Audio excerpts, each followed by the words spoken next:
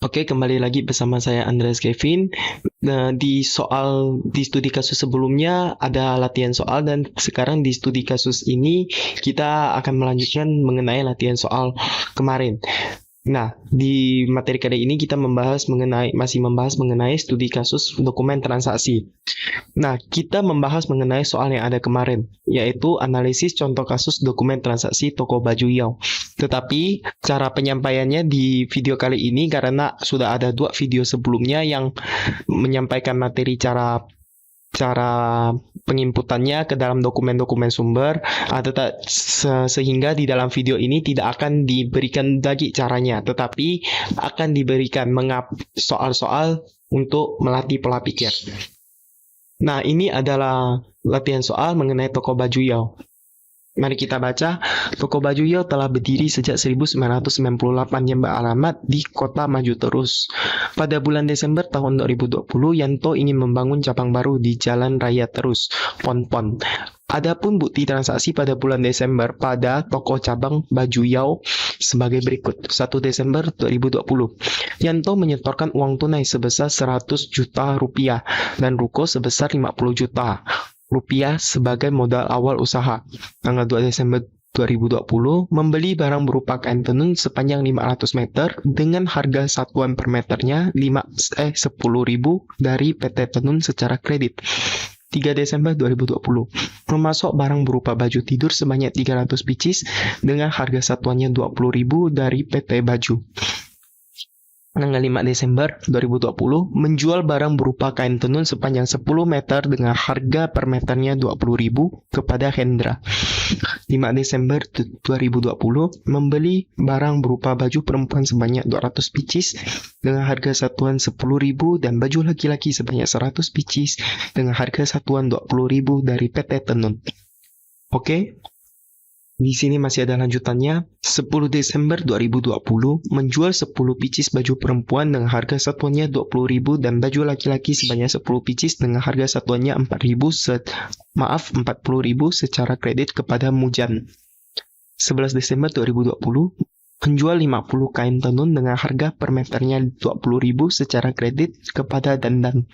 18 Desember 2020, menjual 10 pieces baju perempuan dengan harga satuan 20.000 dan 10 meter kain tenun dengan harga 20.000.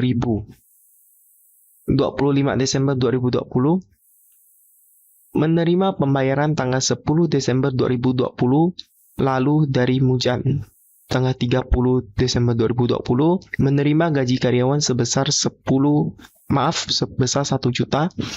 Tanggal 30 Desember 2020, melunasi hutang kepada PT Tenun atas pembelian 2 Desember 2020. Tanggal 30, membayar uang listrik sebesar 500.000. Nah, perbedaannya di pada transaksi ini adanya hal baru yang saya masukkan, yaitu menerima pembayaran yang tidak ada di dokumen-dokumen transaksi sebelumnya, serta melunasi hutang. Ini adalah 2 hal baru yang akan dibahas di video ini. Nah, kita mulai. 1 Desember, Yanto menyetorkan uang tunai sebesar 100 juta rupiah dan ruko sebesar 50.000 sebagai modal awal usaha.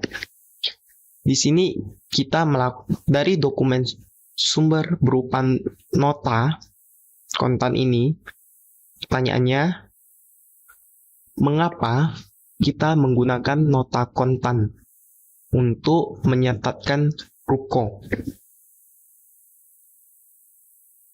Pertanyaannya yang pertama ini, mengapa kita menggunakan nota kontan? Pertanyaan kedua, mengapa di tanda terimanya kita menuliskan nama Yanto? Dan hormat kaminya baju Yao. Mengapa? Oke. Masuk. Masih di transaksi yang sama, menyetorkan uang tunai sebesar 100 juta. Pada bagian ini, pertanyaan yang akan muncul adalah, mengapa menggunakan kwitansi? Apakah dapat menggunakan dokumen yang lain? Oke, ini adalah hasil jadinya. Jadi di semuanya nanti saya tampilkan hasil jadinya, tetapi melatih pola pikir bagaimana, mengapa ada pertanyaannya. Dan pertanyaannya lagi, mengapa untuk pembayarannya di sini dituliskan modal usaha? Apakah bisa ditulis yang lain? Kalau bisa, ditulis apa?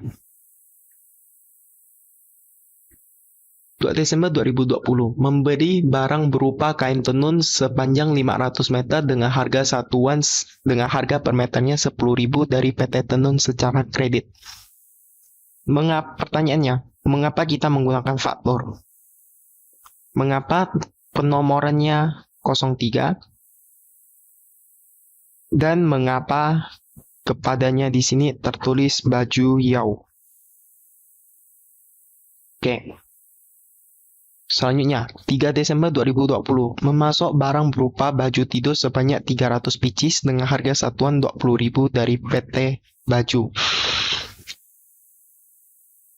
Pada transaksi ini, termasuk transaksi apa? Pembelian atau penjualan? Untuk pertanyaan pertamanya, pada transaksi ini termasuk transaksi apa? Pembelian atau penjualan? Dan pertanyaan keduanya, mengapa kita menggunakan nota? Apakah dapat menggunakan dokumen yang lain, seperti faktur ataupun kwitansi? Lanjut, 5 Desember, menjual barang berupa kain tenun sepanjang 10 meter dengan harga satuan 20.000 kepada Hendra. Pertanyaannya, mengapa nota dimulai dari 02? Apakah sudah ada nota 01 sebelumnya? Fungsinya apa? Lalu, pertanyaan selanjutnya, mengapa perlu tanda ini di dokumen transaksi? Oke. Selanjutnya, 5 Desember 2020, memberi barang berupa baju perempuan sebanyak 200 pieces dengan harga satuan 10.000 dan baju laki-laki sebanyak 100 pieces dengan harga satuan 20.000 dari PT Tenun. Oke. Pertanyaan yang pertama, bolehkah ininya disingkat atau harus ditulis secara rinci? Pertanyaan keduanya, mengapa menggunakan 02? Pertanyaan ketiganya, di sini hanya dikatakan membeli, tidak ada dikatakan tunai ataupun kredit. Mengapa kita menggunakan nota? Yang berarti kita tahu ini adalah penjualan tunai.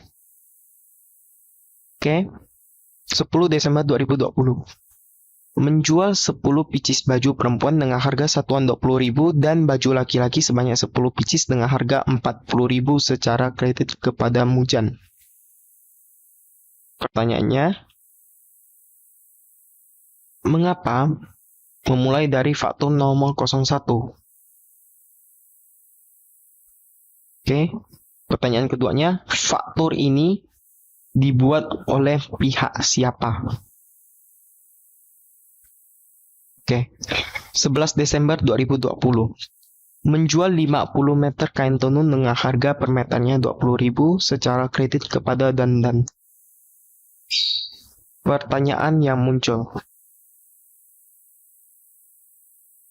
mengapa masih menggunakan faktur nomor 01? Padahal sebelumnya sudah menggunakan faktur 01. Dan faktur ini dibuat oleh pihak siapa? Serta mengapa harus menggunakan faktur? Oke. 18 Desember 2020. Menjual 10 pieces baju perempuan dengan harga satuan 20.000 dan 10 meter kain tenun dengan harga 20.000. Di sini tertera harga totalnya adalah 20.000. Tetapi di sini adalah dimasukkan ke harga per meternya 20.000. Dengan demikian kita tahu nota ini salah. Bagaimana cara dibenarkan apabila kita ingin menggunakan nota yang sama seperti ini? Kita masih ingin menggunakan nota yang sama seperti ini. Kita tidak ingin menggunakan nota yang baru. Bagaimana cara mengubah harga ini dan jumlah ini? Oke, cara mengubahnya ada di video sebelumnya.